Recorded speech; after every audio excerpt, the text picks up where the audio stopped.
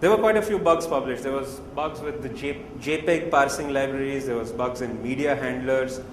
Now, if any of your documents have embedded content, embedded pictures, embedded media, and you reference a vulnerable library, you can trigger an exploit by just simply viewing a document. And that's the third and pretty deadly attack vector because it's largely unexplored. So given this scenario, you have browsers, you have documents, and you have web applications. How can you begin spreading your wings and trying to grab every desktop? That's what we're going to try and make sense of. Right. Let me give you a quick preview into some of these exploits. Let me show you some examples of recent exploits, browser-based exploits, doc-based exploits. Web app exploits, everybody knows, right? Everybody knows web hacking. Everybody's getting free internet in this hotel. So I'm not going to mention how to do it. Right. Let's come to browser attacks. What's a browser? I mean, what does a browser look like and feel like? What does it do? It's a complex piece of software. It's as complex as any operating system. There's lots of components, lots of moving parts. There's a network interface. There's this whole document object model in which you can load your HTML, load style sheets, and also load JavaScript. It comes with its own interpreter and interpreting language. An interpreting language that is so powerful it can modify the document object model itself. So you can write JavaScript itself modifies itself. You can write JavaScript to build up and add to your DOM or subtract from the DOM as you see fit. You can write HTML and JavaScript code which can also reference any plugin that you have in your browser. Any toolbar, any media handler, any additional framework like Java or .NET, all these can be referenced through various DOM interfaces exposed through JavaScript or other VB script or different scripting languages. This is what browsers look like. This is what every average user's browser is. It's not far from reality. You fire up any computer, you'll at least see 2 or 3 toolbars, you'll see a whole lot of system tray icons. Largely this stuff is not being used, but everything runs along a browser. Now when I say that a browser is pretty much like an operating system, you think of the toolbars, think of the plugins, think of all these as kernel drivers to your operating system. Think of the document object model as a kernel, think of all these toolbars as drivers and extensions to your kernel. Think of all the HTML as userland code. Think of JavaScript as your runtime environment. There is no security inside the browser space. If you do something, you can get control of the complete browser. It's as secure as DOS is. Everything in one flat process, kernel, userland, memory, everything is touchable by everything else. Last year I did a big rant on browsers and I just tried to prove my point that browsers suck when it comes to security. And I'm glad that they suck because I've got a job as an exploit writer for the next few years. We've seen some improvements in browsers. We've seen IE8, which implements a dual process model, so tabs run in a separate process. IE8 has done things like always opt in for DEP, so all your heap is non-executable. Of course, with the OS's address space layout randomization, the bar to exploitation is pretty high. There's Google Chrome, which is still growing up, but for some odd reason, people love it. That also operates on a dual process model. Firefox keeps on adding version numbers, but really doesn't do much. They still try to win our hearts by saying it's free and by using Firefox you're going to cure hunger in this planet and all that stuff. Whatever, man. And Apple is just completely blind to the fact that they can be hacked. I mean, we are Apple, we run a Mac. Who the fuck can hack us? No one. Well, grow up, guys. They will have to grow up. They've got no choice. So Safari is another popular attack vector. Let's see what the new wave brings. I'm pretty excited what we can do in the next year. But all in all, browsers still have a document object model. they still have a JavaScript interpreter. Any HTML can be loaded on your browser, and that HTML can do anything it likes with the entire browser space. That HTML can invoke a plugin if it's installed. It can, fire up a QuickTime player.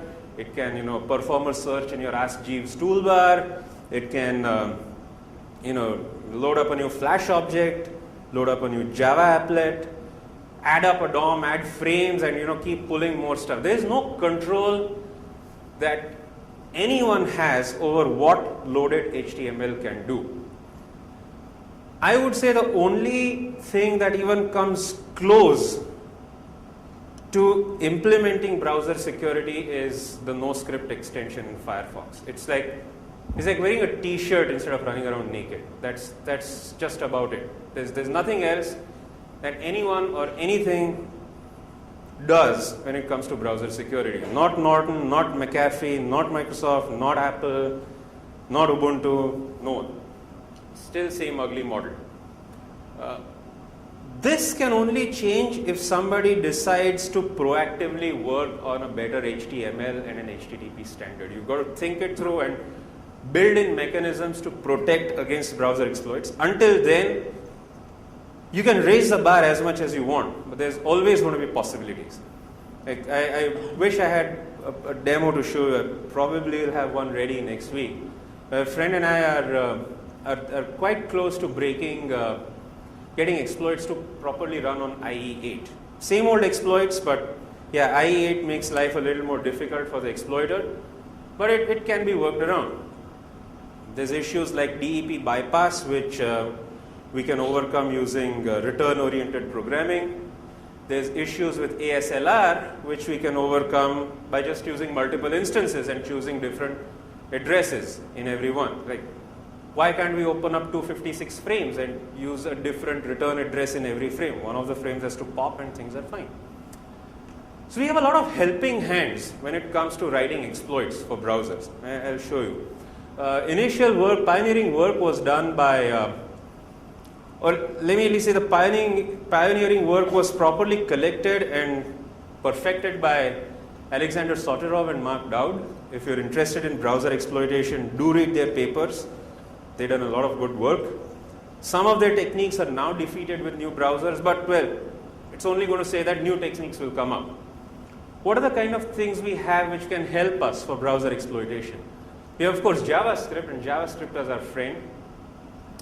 Up until 2002, I used to be able to surf the web with JavaScript completely turned off. It didn't bother me. 2002 onwards, it's impossible to survive the web without JavaScript. I mean, nothing will really work for you. JavaScript is here to stay. And it's unmitigated. JavaScript can touch anything. There's also a huge possibility with Java applets. I mean, with Java applets, you can write a classic attack which can hijack your entire document object model and transmit everything back to the host from which the applet was loaded from. I mean, people are always searching for bypassing the same origin policy when it comes to cross-site scripting. Why hasn't anybody done it with Java applets? We did it with Java applets. It works like a champ. You can inject a tag, you can inject an applet tag and have it load from your own code base, so you get a connection back. Let the Java applet open up a socket and transmit everything back. So we don't care. The reason why cross-site scripting is not popular with Java applets is two things. Java applets are ugly, really ugly, horrible to look at, disgusting. I mean, the GUI is stuck in the Sun common desktop environment of the late 80s. It's that terrible.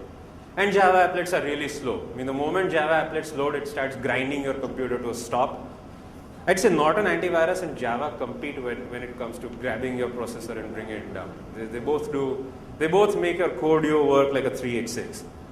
But that's why Java applets don't succeed, because they just take too much to load and run, and then there's this whole Sun icon comes in with a Java throbber, and people like me say, oh, get out, just close the page before it has a chance to run.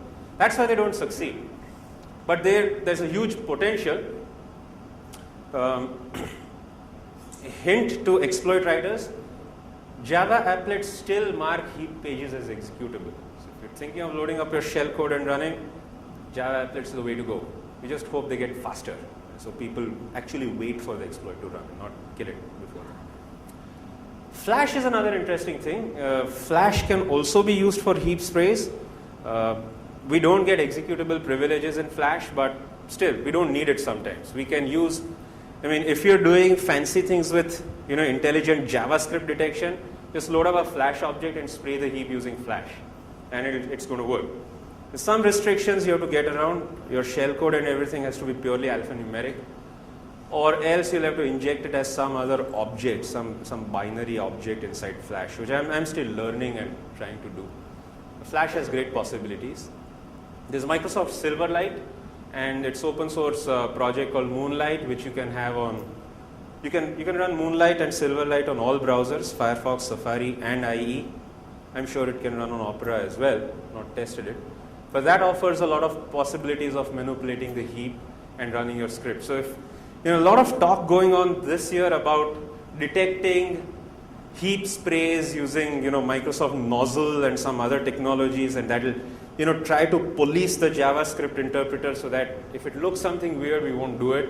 There's a lot of just-in-time stuff that's implemented. Exclude that. Let them do all the policing. We'll just use Flash and Silverlight and just win until they wake up to that, and by then there'll be some other lunacy that will come and help us out. Right. For documents, you have embedded Visual Basic for applications. I mean, if you're a Metasploit user, there's a lot of papers on how to package Interpreter DLLs as VBA. You can generate shellcode which makes it like a VBA package, package it inside documents and just transmit that around. That's a huge attack vector as well. .NET controls also. Let's see a browser exploit in action. Right? A moment. Okay.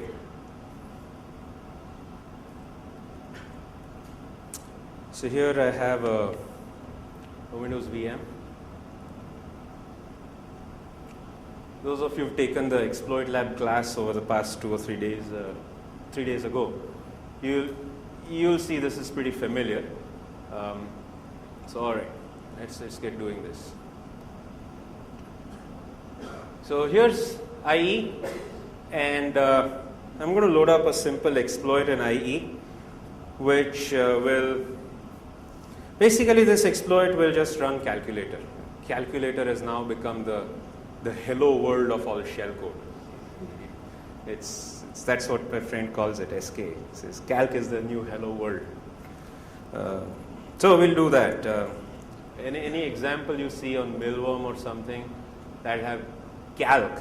By the way, Milworm's down. Right? Milworm went down at 1 a.m. last night. Is it back up? I don't know if anyone knows. But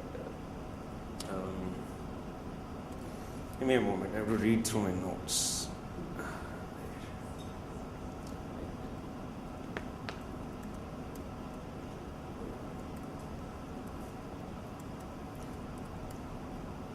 There's a classic, this is the memory corruption bug, MS, oh thanks man, you have to bomb on me right here.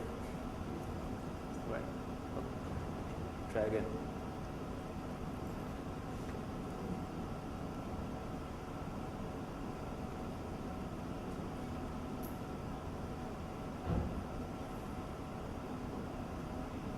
Hang on.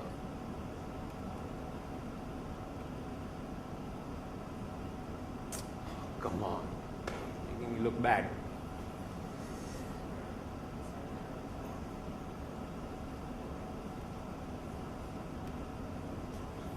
Well, third time. Always lucky.